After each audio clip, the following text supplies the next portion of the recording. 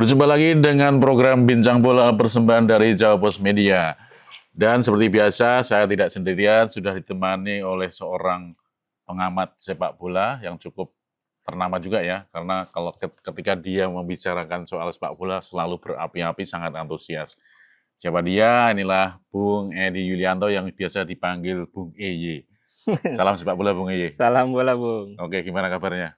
Masih puasa dan jangan lupa juga ini kita ucapkan juga buat Oh para iya, muslim yang bagi para penonton setia Jawa Pos, selamat menunaikan ibadah puasa. Betul. Semoga puasanya lancar lancar. sampai hari kemenangan tiba ya, Bung EY ya. Amin. Saya panggilnya Bung EY aja ya. Ya, boleh. Dan bagi yang tidak menjalankan ibadah puasa, ya kita saling menghormati, toleransi harus terus dijalankan. Betul. Kita ngomongin apa nih? Nah ini sebenarnya banyak sekali sih terkait topik dengan sepak bola yang akhir-akhir ini ya sedang ramai, terutama terkait dengan Liga Eropa juga masih ramai ya. Masih ramai. Tapi karena deket ada event timnas yang dikit lagi akan di ini nih, Bung. Nah itu karena kita nasionalis, saya hanya akan mengambil satu topik yang lebih ke Indonesia lah, yaitu adalah ada program atau bukan program ya apa ya? Bisa dibilang gelaran itu laga persahabatan bertajuk FIFA Series. Nah, FIFA Series ini mungkin pemerhati sepak bola atau pecinta sepak bola masih belum paham ya dengan FIFA Series, masih bertanya-tanya apa itu FIFA Series. Bisa dijelaskan loh, Bung EY terkait dengan FIFA Series yang kebetulan Indonesia menjadi tuan rumah kan? Betul. Itu dengan beberapa negara seperti Australia, Uzbekistan, Kazakhstan.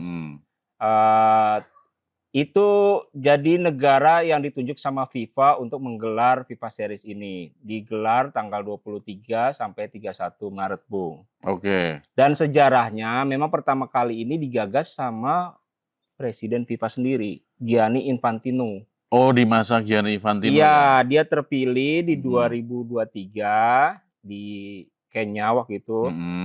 Akhirnya dia punya gagasan kita gelar event friendly.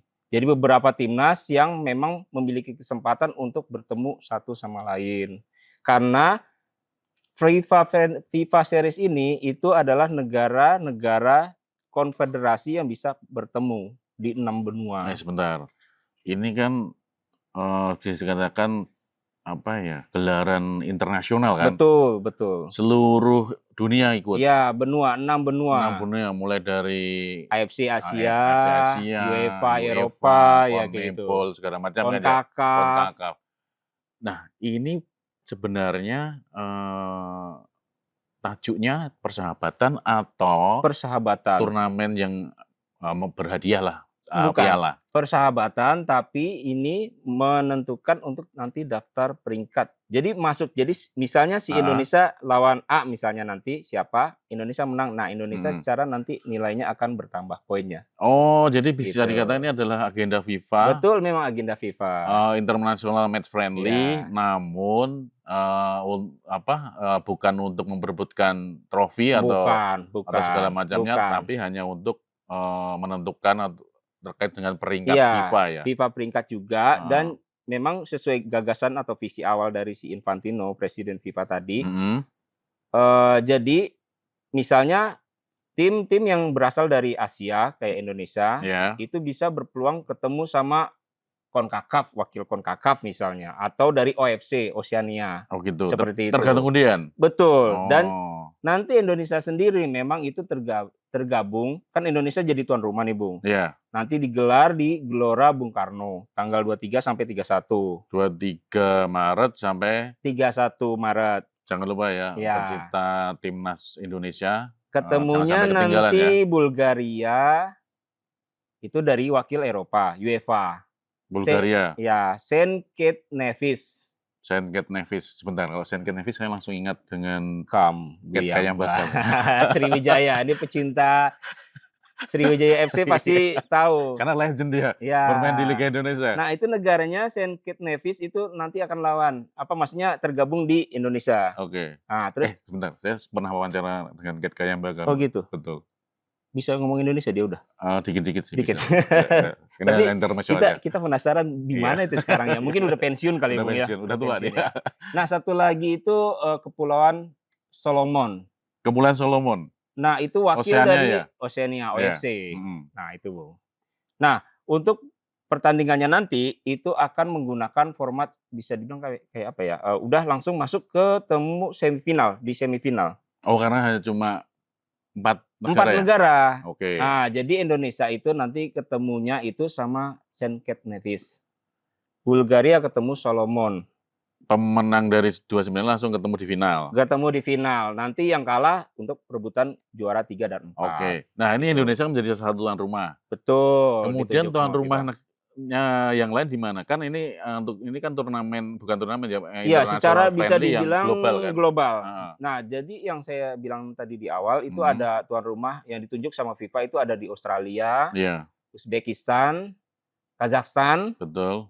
Nah, terus ada beberapa wakil juga yang dari Afrika, misalnya kayak dari Rwanda. Mhm. Nah, itu beberapa negara yang ditunjuk sebagai tuan rumah. Oke. Negaranya masing-masing, kayak Australia itu nanti di situ ada Cina, ada Puerto Rico juga jadi tuan rumah, seperti itu, Bu. Nah, untuk menentukan tuan rumah, kemudian negara peserta, itu berdasarkan apa? Kan, ini sepertinya memang, negara-negara kecil ya, dalam tanda kutip kan ya? Iya kan? Nah, Belum nggak ada Spanyol nggak ada soalnya, ada Spanyol. Argentina, ada Brazil. Betul, iya makanya itu berdasarkan apa? Karena ya kalau kita misalnya bisa melawan tim Portugal misalnya, kan penontonnya kan banyak kan Iya, di betul, Indonesia, betul, iya betul. kan? Tapi ya kembali lagi dari kita bahas di awal visi dari Infantino tadi tuh, Bung. Heeh. Jadi negara-negara yang mungkin sebelumnya tidak punya peluang, Mhm. itu nanti bisa bermain dengan negara di luar zonanya. Ibaratnya dari AFC Oke. misalnya, nanti bisa ketemu yang kayak CONCACAF seperti itu, Bung. Jadi ingin menguji ini ya, bisa dikatakan sebagai ajang, Kembali lagi kan persahabatan iya, tajuknya ajang itu. uji coba untuk melawan tim dengan, saya mau mengatakannya mazhab sepak bola yang berbeda. Karena mazhab sepak bola di Indonesia mungkin berbeda dengan yang di Oceania Iya. misalnya.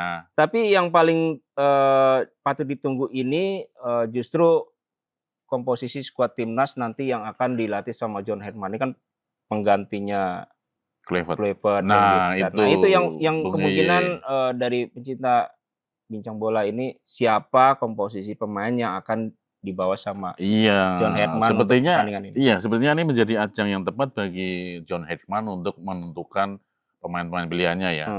Karena memang ketika setelah resmi ditunjuk menjadi pelatih timnas Indonesia, kan belum berkumpul nih pemain-pemainnya ya. Siapa saja yang akan dipanggil kan belum ada ya. Tapi paling tidak si Herman ini udah apa kalau istilah itu, kesana kemari tuh.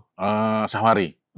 Ya, jadi dia pertandingan-pertandingan Super League kayak waktu pas ada Persija lawan apa misalnya atau pertandingan Persib itu selalu nonton. Melakukan pemantauan lah istilahnya. Jadi nonton langsung. Itu beberapa pemain yang bisa dibilang pemain lokal atau pemain yang diaspora yang udah main di sini. Kayak misalnya kan ada Persib banyak tuh kan. Betul. Eliano Reisner, Tom Haye main di Persib. Nah itu langsung dipantau sama John Herman. Nah memang komposisi untuk pemanggilan pemainnya belum diputuskan ya sama Herman. Tapi paling tidak mengacu beberapa pertandingan terakhir timnas yang mungkin sebelumnya di putaran keempat kita sayangnya gagal. Nah itu ada potensi kembali dipanggil. Nama-nama yang sudah biasa ketika di era Kluivert ya. Misalnya di kiper tuh Paes, Pas. mungkin udah Emil Eudero, ya itu mungkin langganan. Dan bahkan ini Bung Yeye, si John Herman ini juga tidak hanya menonton pertandingan di Super League ya di Indonesia, tapi juga terbang ke beberapa negara. Belanda juga. Belanda, kemudian Italia, bahkan melihat langsung bagaimana Bang J ya, J Itzet tampil bersama Sassuolo dan bahkan ketemu langsung dengan J Itzet ini ya ketika setelah pertandingan. Paling tidak ini Bung, si Herman ini ingin mengetahui komposisi pemainnya. Ibaratnya kalau misalnya dia di tim klub itu jadi starter, otomatis jadi jaminan nanti bisa main reguler di timnas sendiri. Betul, inilah kenapa ketika resmi ditunjuk meski belum mengumpulkan pemain, Tapi si Hetman ini sudah berkeliling ke beberapa negara di mana Iya. banyak ada pemain-pemain kita yang bermain di liga-liga di negara tersebut kan. Iya. Nah, harapannya nih nanti ketemu di Super Series di FIFA Series. Itu ketemu Bulgaria yang secara notabene itu satu-satunya negara yang mungkin secara peringkat itu di atas Indonesia, Bung. Jadi Indonesia ini kan sekarang nih 122 dunia. Iya. Nah, terus kalau si Bulgaria ini di angka 90-an. Oh, Peringkat berarti 90-an. Berarti di atas kita Di ya? atas kita. Nah, itu memang salah satu ya mungkin negara inilah apa namanya bisa dibilang batu sandungan nanti kalau di final. Kita udah pede aja nih karena si Ken Nevis ini, Ken Nevis negara yang secara walaupun di CONCACAF punya tradisi bagus ya di sepak bola, tapi secara peringkat nih negara masih di bawah Indonesia, Bung. Iya. Jadi dia sekitar 100. Kalau berdasar contekan saya, ya. Bung Eye, ini 154 dunia. Nah, itu masih kan di bawah secara Jawa ya memang kita nggak bicara matematika, tapi secara ininya Indonesia mungkin lebih bagus lah. Betul, karena memang dalam sejarahnya memang tidak banyak juga pemain-pemain yang diorbitkan oleh timnas St. Kitts Nevis ini ya. Mungkin ya kalau di pencinta sepak bola di Indonesia mungkin sangat paham terkait dengan Ket Kayam Gagam ya. Iya, tapi yang lain pernah juga top skor kalau nggak salah itu. Yang lain kita nggak tahu siapa pemain St. Kitts Nevis ini, ya kan? Itu juga saya jangan ditanya, Bung, siapa pemain Ket Nevis, saya nggak bisa jawab nanti. Ya itu, kita terkait dengan St. Nevis, kemudian ada juga Solomon Island atau yang bisa kita sebut Solomon itu juga. Itu negaranya letaknya di mana itu, Bung? Itu di dekat Australia kayaknya ya. Oh gitu ya. Nanti kita lihat peta dulu. Belum pernah ke sana soalnya. Nah, terkait ini bagaimana nantinya John Herdman akan melakukan terkait komposisinya ya. Ini kan menjadi pertama kali ya. Betul. Dia akan debut. Bisa dibilang resmi debut bersama timnas. Nah, betul. Terkait komposisi nih, Bung Eye, apakah dia akan seperti ketika di era Patrick Kluivert atau dia memiliki game plan sendiri? Ya, kalau secara dia mungkin bisa dibilang kayak kebiasaan si Herdman ya. Itu sebelumnya kan melatih beberapa klub juga di MLS, terus juga sebelumnya melatih timnas Kanada. Nah, itu kebiasaan memang dia tipikalnya yang menggunakan format 4-3-3 yang kecenderungannya 4-3-3. Jadi emang lebih naluri menyerang. Ya. Jadi kalau misalnya komposisi 4-3-3 diterapkan dengan harapan pasti kalau misalnya posisi penjaga gawang, kita bedah nih Bung ya sedikit ya. Misalnya kalau di kiper itu mungkin antara Paes atau Audero. Ya, mungkin nanti ada Hernando Eri, ya kebalik saya. Nah, itu back nanti bisa jadi J.I. di belakang, Verdong untuk kiri. Pratinama sayangnya ini berdasarkan ini dia nanti bakal kemungkinan absen, Bung ya. Pratinama. Ya, Sen Pratinama Persija. Nah, terus Rizky Ridho kemungkinan juga dipanggil kaptennya Persija. Nah, di tengah ini kan beberapa banyak nih kayak Tom Haye, Pelupesi. Bek kanan. Kevin Dix pasti kan? Iya, Kevin Dix. Nah, itu nanti Ricky Kamboya juga bisa masuk di situ, Bung, di gelandang. Nah, di depannya banyak tuh ada Ole Romeni, Ragnar Orakmangun, Miliano Jonathan. Nah, itu kemungkinan beberapa bisa dibilang apa, Bung, starternya ya, starter terbaik timnas Indonesia nanti, Bung. Oke. Nah, ini mungkin ya komposisi pemain nanti masih akan berubah-ubah. Berubah sih sebenarnya. Itu mungkin bisa dibilang prediksian kita aja, Bung. Dan memang belum ada resmi pemanggilan resmi. Dan memang kabar terbaru memang banyak ya, rumor ya, mungkin ini bisa menjadi ya kabar yang mengembirakan juga karena beberapa nama sudah akan diajukan untuk kembali di naturalisasi ya. Jadi WNI kan ya, ditawari menjadi WNI ya. Ya ini semoga bisa memperkuat daya gedor dari timnas Indonesia. Harapannya itu, Bung. Nah, selain itu, Bung Eye, ada yang menarik ini dari timnas kita. Selama ini kan kita punya apparel ya, yaitu Airs Pro ya.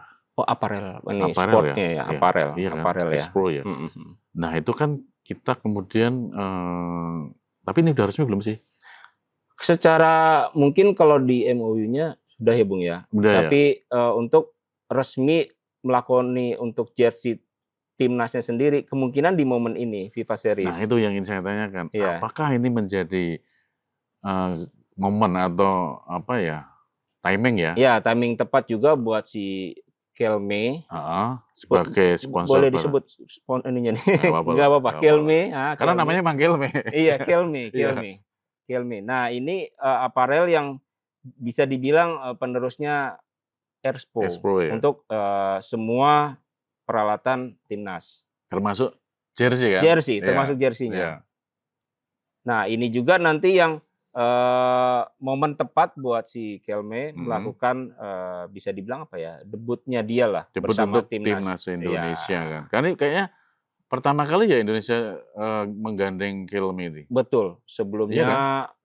kita punya Nike pernah. Nike ya. Kita kok jadi sponsor masuk nggak ini nanti? Ya, nggak Kita apa-apa sebutin lah, kita sebut. satu-satu. Karena memang sponsornya timnas dulu itu. Oh iya. Nah, Kelme ini adalah sebuah perusahaan perlengkapan atau peralatan olahraga yang berbasis di Spanyol ya. Spanyol. Dan Iya beberapa kan? negara juga menggunakan aparel si Kelme ini. Iya. Nah, dengan harapan nanti punya jubah tempur bagus baru, ya kan?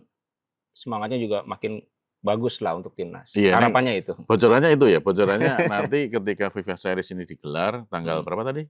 23 sampai 31 23 Maret Ya. itu timnas kita ya kiper, kemudian back, gelandang, Ya, semua lah ya semuanya. yang pemain itu kan. Jersinya sudah beda ini ya, Iya. beda logo kan? Ya, beda logo. Ada sponsornya. Nah, itu tapi mungkin untuk motifnya kita belum dapat bocoran gitu Iya. ya seperti apa gitu. Yang pasti ya mungkin tetap ya merah lah ya. Iya, Warna merah. Tapi sebenarnya launchingnya sudah belum sih, Bung Iye? Kalau launching itu sebenarnya udah, cuma untuk resminya penggunaannya itu nanti baru di momen ini di FIFA Series. Oh gitu, Ya. kalau launchingnya memang sudah. Ya, memang udah. Jadi kayak woro-woronya tuh mungkin sebelumnya tuh udah itu. Kelme memang menjadi salah satu mitranya lah ya. mitra timnas Indonesia Betul. ya. Nah, ini nanti kita nantikan aja jersinya kan seperti apa kan.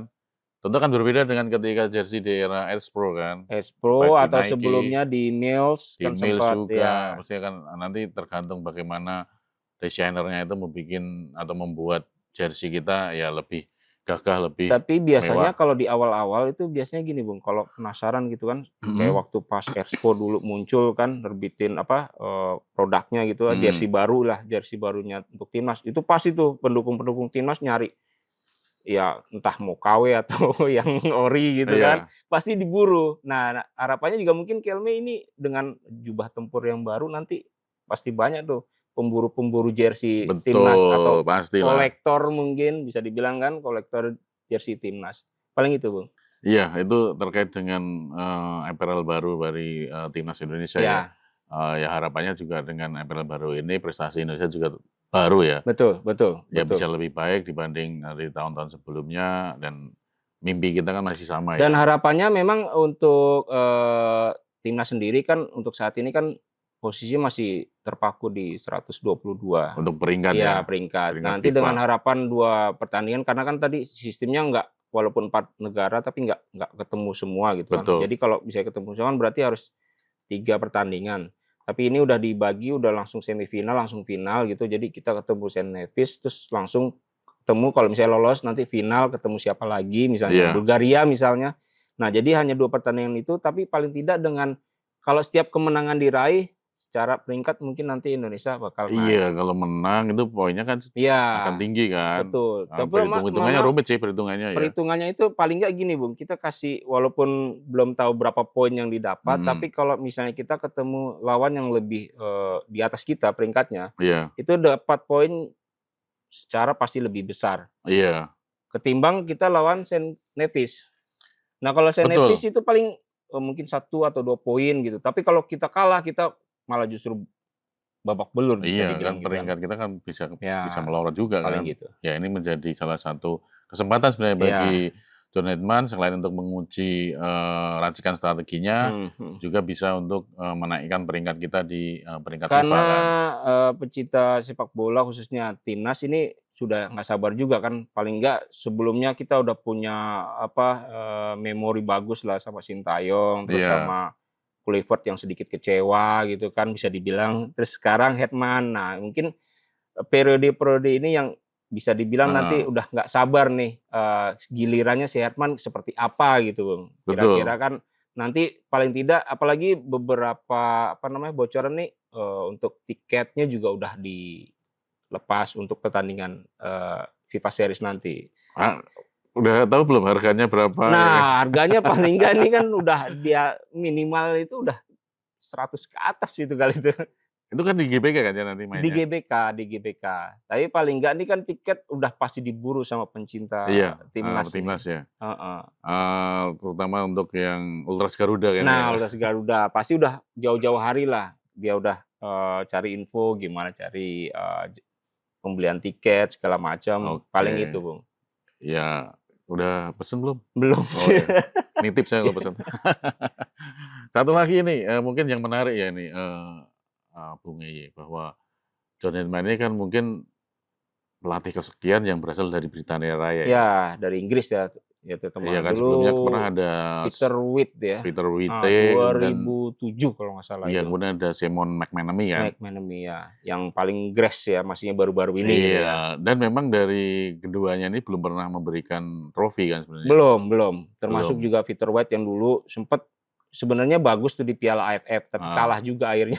Iya, nah ini seperti apa nih nanti John Herdman ini? Apakah ya kita berharapnya tidak akan deja vu di Iya, pelatih-pelatih sebelumnya kan? kalau untuk bisa dibilang kan pasti Sintayong sukses juga dia butuh pasti proses, semua Iya, butuh proses. Jadi Sintayong sukses juga dulu, dia harus melewati sekitar 5 tahun perjalanan untuk bisa membawa timnas bisa dibilang sukses gitu ya. iya, Kalau akhirnya di tengah jalan tuh diganti sama, Kluivert Kluivert. ya, Karena sebelumnya memang kontraknya belum habis waktu itu, Bung, tapi diganti Kluivert dengan kebijakan tertentu dari PSSI kan. iya. Nah sekarang si Kluivert mundur, ganti Hetman. Nah, Hetman ini paling tidak dia punya biografi atau mentereng bisa dibilang, Bung. Karena sebelumnya membawa Kanada, timnas Ke Piala Kanada Dunia ke ya? Piala Dunia dan Mhm, salah satu negara yang punya skuad yang bagus, iya.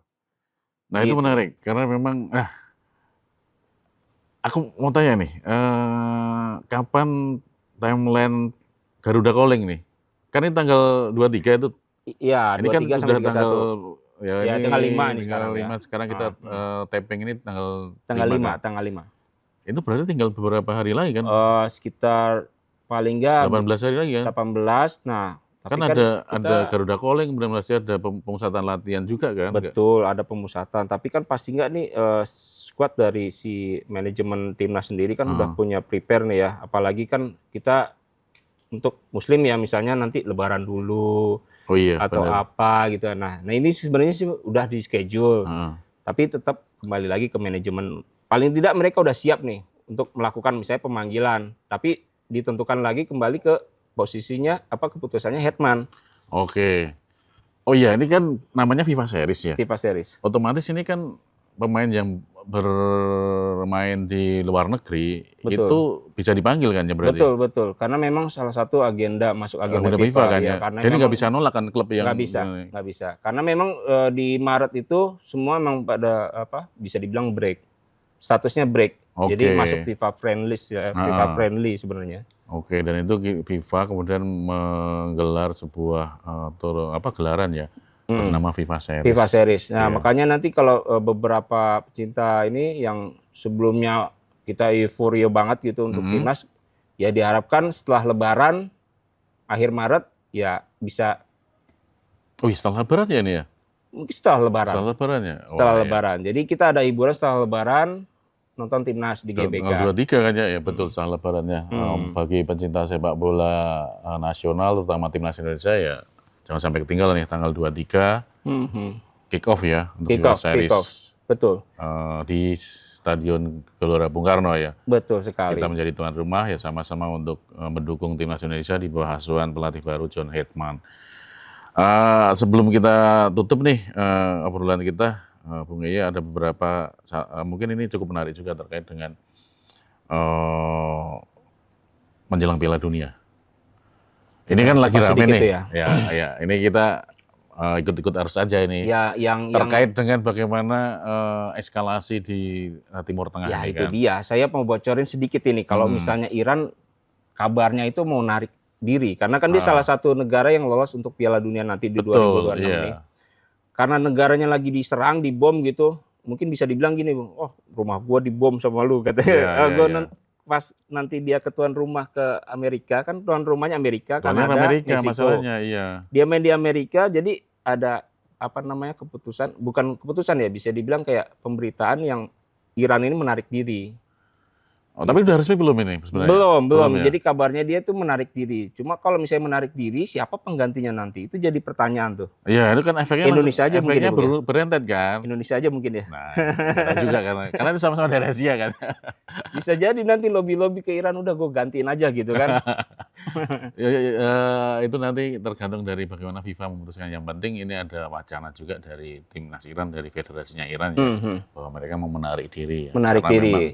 Terkait dengan kondisi politik sekarang, kita nggak bahas tentang itunya ya, politiknya ya. Mungkin kita bahas lebih ke kebijakan-kebijakan dari federasinya ya. Federasi Iran. Ini gimana mereka mau atau tidak untuk melanjutkan petualangan mereka di Piala Dunia. Bahkan saya sempat baca-baca juga dari media luar ini bahwa ketika Iran ini tetap akan tampil, mereka venue pertandingan akan dipindahkan. Nah, itu dia. Jadi tidak di AS tapi pindah ke Meksiko misalnya ya. Nah, itu ada mungkin alternatif yang terbaik ya. Atau ke Kanada mungkin. Atau kan ada 3 tuan rumah kali ini, AS, Meksiko dan Kanada.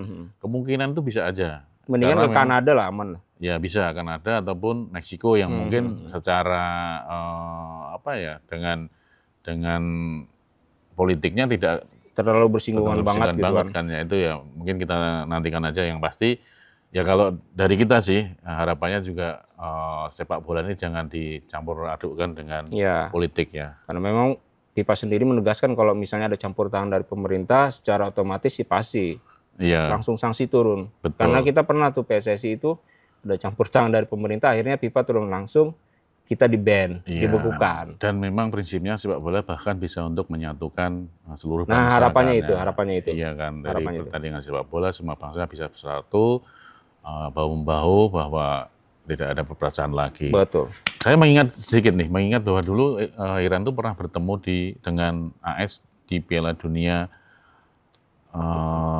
Lupa saya. 98 ya? 98 ya? 98. Iya kan? Ya pas kalau nggak salah tuan rumahnya Amerika juga kalau nggak salah tuh. Iya. Pokoknya pernah bertemu kan Iran lawan AS dan waktu itu Iran menang dengan skor 98 tuan rumah, terus habis itu kan 2002 di Korea Jepang tuan rumahnya. Iran itu menang 2-1 ini, dan waktu itu saya masih ingat bagaimana mereka kan ada kecenderungan tidak ingin bersalaman. Tapi diganti dengan pemain-pemain Iran dan pemain AS ini saling bertukar karangan bunga.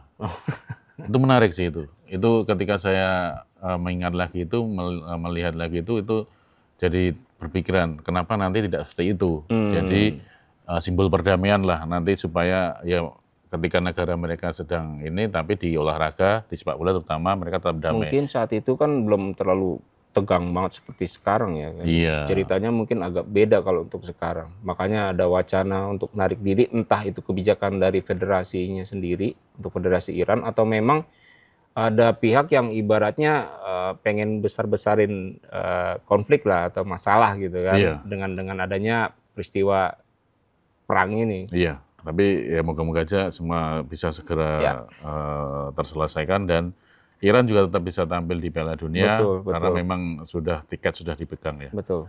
Oke, Bung Eye, terima kasih atas waktunya. Sama-sama. Cukup menarik obrolan kita. Nanti kita bisa ngobrol lagi lah dengan di lain kesempatan di edisi yang bahas apa lagi nih kira-kira? Enak, masih banyak sebenarnya yang bisa dibahas. Ya. Tapi ya karena kita dibatasi waktu nih. Iya, tapi saya juga pengen penasaran nih, Lebaran kira-kira ada yang ngirimin opor nggak ya? Nah, pasti ada lah. Nah, tunggu saja di meja makan. Itu aja. Mengambil istilah dari teman-teman dari food blogger itulah, ditunggu di meja makan. Tunggu di meja makan. Rumah masing-masing. Oke, terima kasih atas perhatian dari pemirsa Jawa Pos yang semuanya.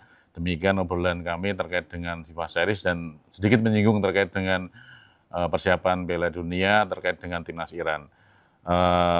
Semoga kita bisa bertemu lagi di program Bincang Bola berikutnya dan sampai jumpa lagi.